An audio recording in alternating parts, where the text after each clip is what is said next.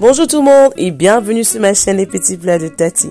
Je me posais la question de savoir, et si pour notre repas de Noël, on se faisait un saumon braisé entier au four ou alors un gigot d'agneau braisé au four? Alors aujourd'hui, je vous retrouve avec deux idées de repas que vous pouvez faire pour votre dîner de Noël. On est fatigué de la tradition qui demande qu'on braise de la dinde pendant le repas de Noël. On a envie d'essayer quelque chose d'un peu différent, d'un peu, excited. Et aujourd'hui, je vais partager avec vous deux recettes faciles, délicieuses à réaliser pour votre repas de Noël. Je vous promets que vos invités seront impressionnés. On reste connecté jusqu'à la fin pour les différentes recettes. À tout à l'heure.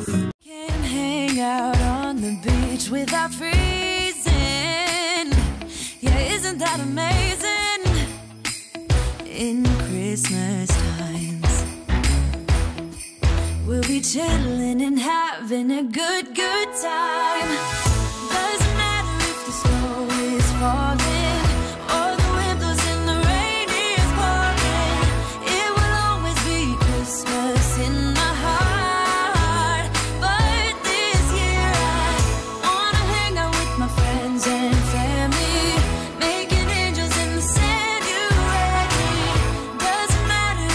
Christmas in my heart,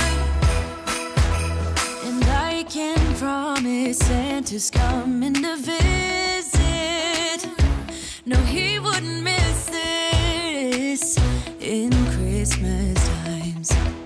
Oh, and the sun said it is just getting better on a...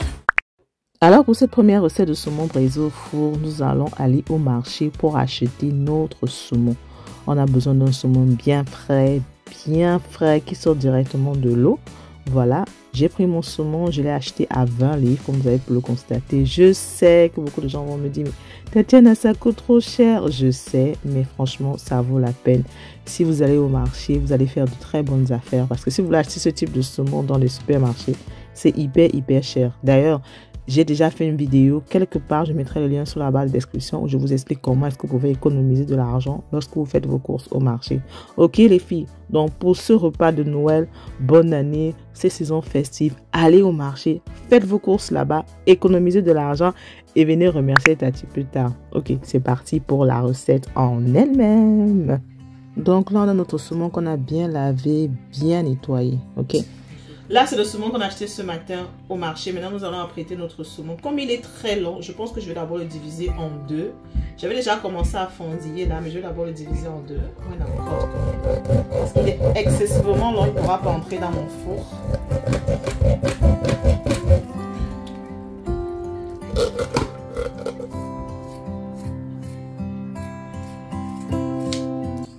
Regardez-moi comment ce poisson il est frais. Regardez la fraîcheur de ça. Le poisson du marché. Bien pink, bien frais.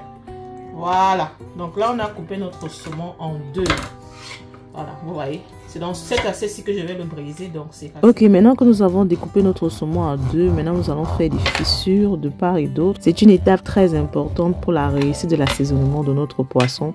Et surtout lorsque vous faites vos fissures, faites des fissures vraiment très profondes. Alors, c'est important de fondiller votre poisson parce que c'est comme ça que tous les assaisonnements que vous allez mettre à l'intérieur vont pouvoir pénétrer dans votre poisson. Si vous voulez vraiment avoir ce saumon très bon, très bien assaisonné, c'est vraiment important de ne pas sauter cette étape parce que justement, lorsque vous allez mariner votre saumon, vous allez mettre les condiments à l'intérieur de tous ces petits fissures là que vous avez fait. Bien sûr, vous allez utiliser les épices de Tati, ok? Je vous garantis que le résultat sera génial. Et tout le monde va vous demander, mais Tati, comment est-ce que ton poisson là est tellement bien assaisonné? Alors, il faut avoir un très bon couteau parce que la peau du saumon est vraiment dure. Un bon couteau. On a fendillé notre saumon. Donc voilà à quoi notre saumon ressemble. Il est bien fendillé. Look at this. Look how fresh this fish is. Franchement les filles, allez acheter votre saumon au marché, je vous jure. Donc maintenant vous allez prendre un papier tissu pour bien sécher le saumon. Parce qu'il est important que votre saumon soit bien sec. Donc, vous allez prendre lime, not lemon, lime. Coupez en deux. Voilà. Et vous allez badigeonner ça sur votre saumon. Pendant que vous badigeonnez, vous appuyez. Ok? Pendant que vous badigeonnez, vous appuyez.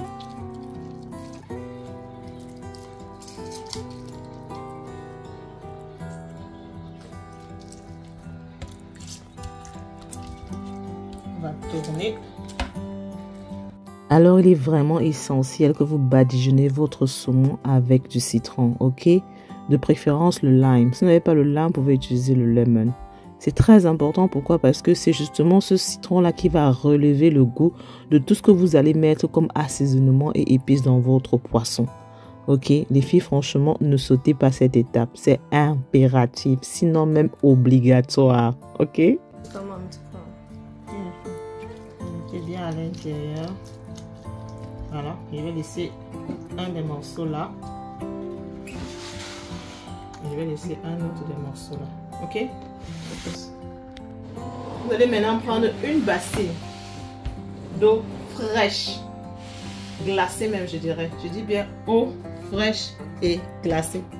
À l'intérieur, vous allez rajouter du sel.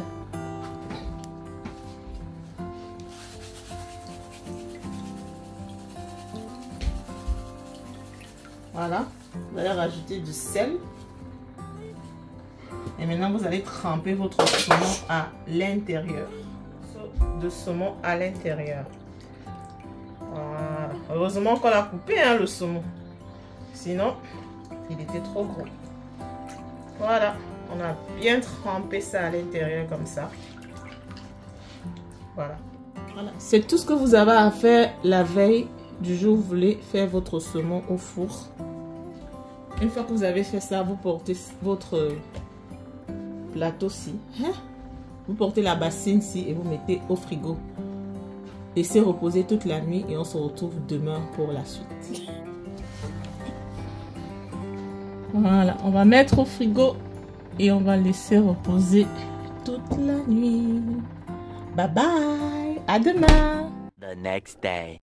Donc là, on se retrouve le lendemain. Mon poisson a mariné toute la nuit dans de l'eau salée au frigo. Donc là, il était temps de passer le saumon au four. Donc j'ai apprêté ma marinade là, qui est un mélange de beaucoup d'épices. Je vais d'ailleurs insérer un petit clip pour vous montrer comment est-ce que je compose mon assaisonnement pour tout ce qui est poisson braisé.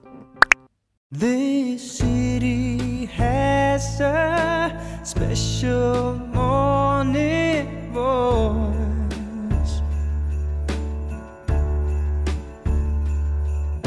Speaks to me through an open window, masquerading as noise.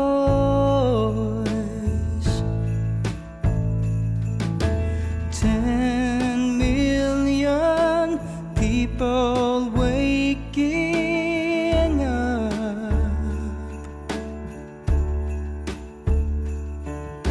and somehow I'm the lucky guy who gets to make you a coffee cup. And if I ever forget what matters most, if I am giving up the ghost, remind me, babe, and I will do my best to recall. And if I stumble and fall, if I make a mess of it all, remind me, babe, and I will do my best to recall.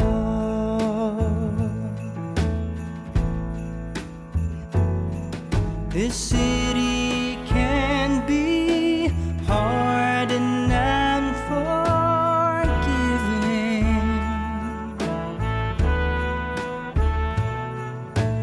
You better know who you are.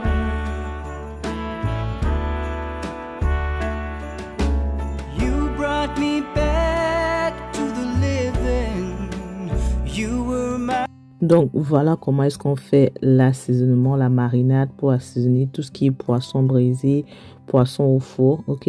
Donc j'ai renversé ça sur mon saumon et voilà le résultat final. Mon saumon, il est prêt pour le four, ok? Donc là, je vais l'enfourrer et je vais faire cuire pendant 20 à 25 minutes. Lorsque je reçois des gens à la maison, j'aime toujours faire du saumon entier parce que ça a toujours un effet un peu wow factor. 25 à 35 minutes plus tard, voilà le résultat. Notre saumon, il est prêt. Il est bien braisé, il est bien doré, looking so delicious. Maintenant, on peut servir. Le timing est parfait parce que mes invités étaient déjà en route et vous savez, le poisson, ça se mange chaud. Ok, comme je vous l'ai dit, j'adore faire le saumon lorsque je reçois des gens à la maison parce que je trouve que ça a un effet un peu wow factor. Vous ne trouvez pas? Regardez-moi, je renverse cette sauce-là au-dessus. Tati, on peut être forte à la cuisine comme ça, mais c'est pas possible. Trop dedans dans ce corps. Regardez-moi ça. Moi, quand j'édite la vidéo, j'ai envie d'entrer à la cuisine là pour faire le saumon. Regardez-moi ce saumon. Il est croustillant au-dessus, moelleux à l'intérieur, bien assaisonné. La chair est formidable. On rajoute un peu d'oignons découpés, d'oignons et de céleri découpés. Et voilà, on dépose sur la table. Voilà le résultat final du saumon. Appréciez. Ah, la table est set up. On a le soya. On a notre saumon à ce niveau. Alors pour cette recette, vous avez besoin d'un bon gigot d'agneau bien frais. Moi, j'ai acheté le mien à Asda, qui est un magasin ici en Angleterre. Et pour la marinade, vous avez besoin de l'ail, de l'oignon et du ginger. Et bien sûr, un peu de condiment vert. Donc voilà mon gigot d'agneau que je venais de ramener du supermarché. Je l'ai eu à 14,99 $. Et maintenant, ma fille aînée va apprêter la marinade parce que c'est elle qui est chargée de faire ça ici à la maison. Donc elle va éplucher le ail, l'oignon, le ginger et un peu de condiment vert qu'elle va ensuite écraser. Je vais utiliser une partie pour assaisonner mon gigot et bien sûr je vais conserver le reste dans le frigo. On a déjà bien lavé notre gigot d'agneau. Ok. Daniel a écrasé les condiments. Là, on a tout ce qu'on va utiliser pour saler. Le jumbo, le cube, le sel. Ici, on a nos herbes. On a notre rosemary là qui vient du jardin. Tellement frais. Smells so good, right, guys? On a notre spring onion here, parsley here. Et le citron. J'ai utilisé le citron, une partie pour laver le lait, le gigot d'agneau. Et on va utiliser le reste pour assaisonner. Voilà. So, voilà notre gigot d'agneau. Ce qu'on va faire, on va d'abord apprêter les épices. Je vais mettre nos herbes.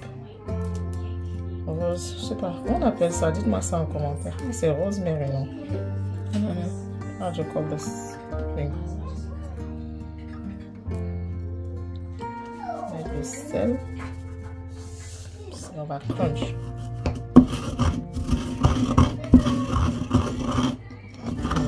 Vous connaissez déjà, l'épice passe partout, le secret. Je mets une cuillère.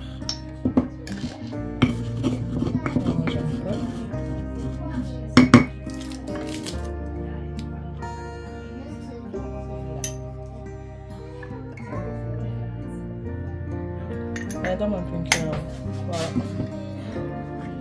Notre mélange, il est fait.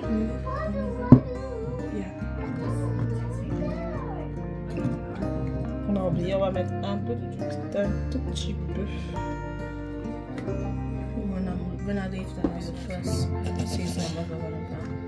Voilà. Donc on a notre assaisonnement d'épices ici, là. Ok, on va faire. Voilà.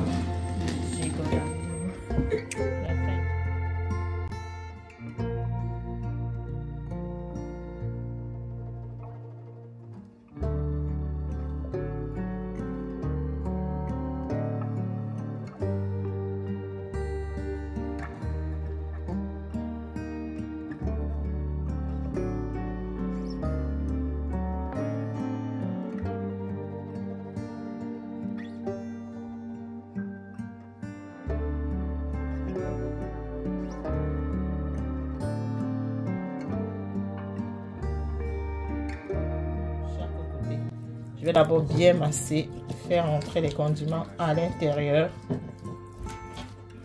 Voilà. Voilà, notre gigot ne sera pas juste assaisonné à l'extérieur, mais aussi à l'intérieur. On va retourner.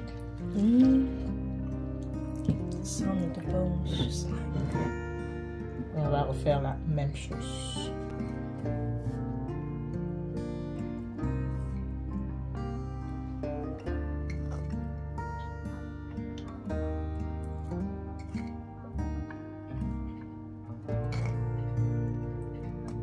It looks magnified.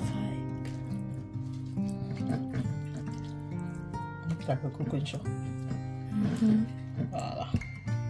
On a fini avec les épices. Maintenant, on va passer au condiment. Le ail, l'oignon, le ginger. Il y a un peu de spring onion. On fait passer ça bien à l'intérieur. Bien à l'intérieur comme ça. On retourne.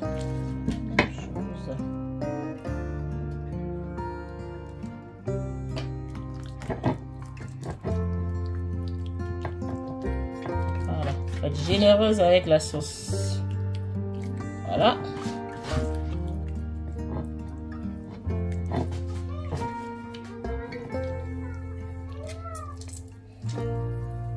Quand vous faites de la marinade, n'oubliez jamais de mettre un peu de citron, ça rehausse le goût, juste un tout petit peu. Pas beaucoup.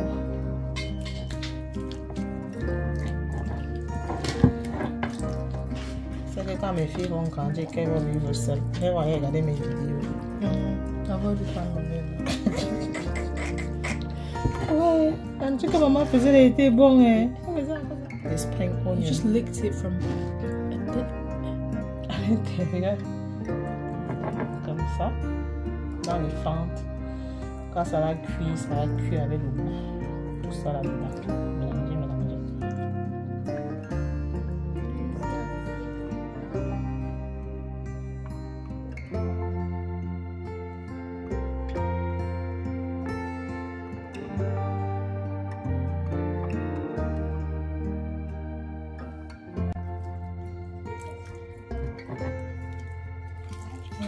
Maintenant, on rajoute les fruits.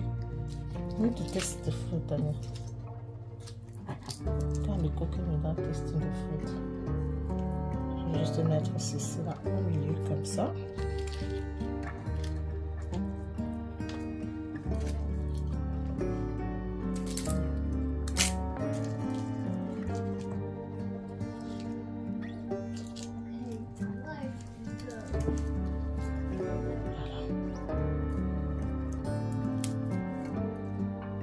so fresh.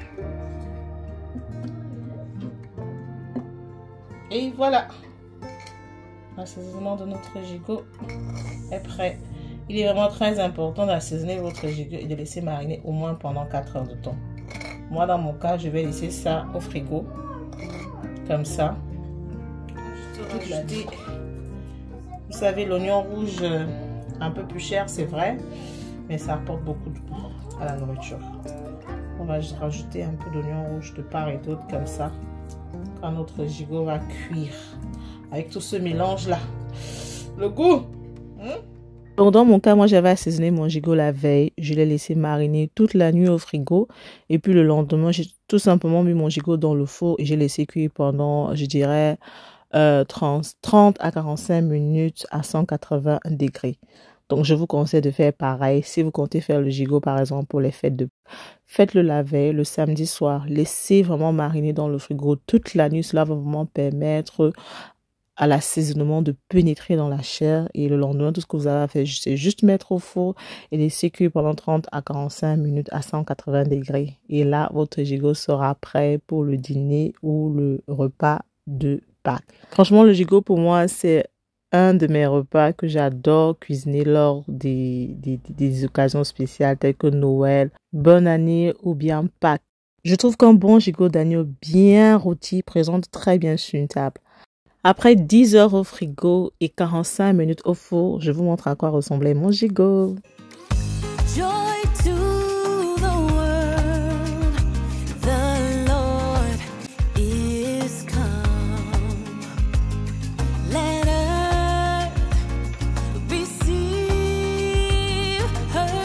Alors pour accompagner mon gigot d'agneau, j'aime bien faire ce que j'appelle potato wedges. Ce sont des pommes que je fais au four avec un peu de beurre que je pré-cuis. Je passe au four avec un peu de beurre, un peu d'herbe de Provence. Ok, c'est très croustillant au-dessus, très moelleux à l'intérieur. Donc voilà, nous sommes arrivés à la fin de cette vidéo. J'espère vraiment que je vous ai inspiré. Ok, j'espère que je vous ai donné des idées pour ce Noël, cette bonne année. On ne va pas faire de la dinde, pas forcément. Si vous aimez la dinde, allez-y, faites-vous une dinde. Mais moi, personnellement, je suis pas trop fan de la dinde parce que je trouve que c'est une viande qui est assez compliquée à assaisonner et puis c'est trop dur, ok? Au lieu de faire de la dinde, vous pouvez faire un bon gigot d'agneau, bien assaisonné, bien mariné, fait dans le four. Ou alors, vous pouvez faire du poisson saumon braisé entier au four. Voilà, nous sommes arrivés à la fin de cette vidéo. Je vais vous insérer un petit clip que j'ai retrouvé. Ça, c'était notre Noël 2022. Comme quoi, je crois que je fais toujours le gigot pour mes fêtes de Noël. Tellement, je n'aime pas faire cette histoire de dinde. Ok, donc là, j'ai découpé mon rôti là. Vous voyez qu'il est bien moulé à l'intérieur, bien croustillant. Voilà. Et au menu, on avait aussi une dinde de lait comme d'habitude. Donc voilà, nous sommes arrivés à la fin de cette vidéo. J'espère que vous avez aimé. J'espère surtout que je vous ai inspiré pour ces fêtes de Noël. Ok, si vous recréez les recettes de Tati, s'il vous plaît, n'oubliez pas de me taguer sur Instagram, sur TikTok. Cela va vraiment me faire beaucoup plaisir. On se dit à très bientôt pour une nouvelle vidéo. Comme d'habitude, n'oubliez pas de me donner un thumbs up. Subscribe to the channel, leave me a comment down below. Et on se dit à dimanche prochain pour une nouvelle vidéo. Gros bisous, prenez soin de vous, je vous aime. Bisous, bye. Mouah.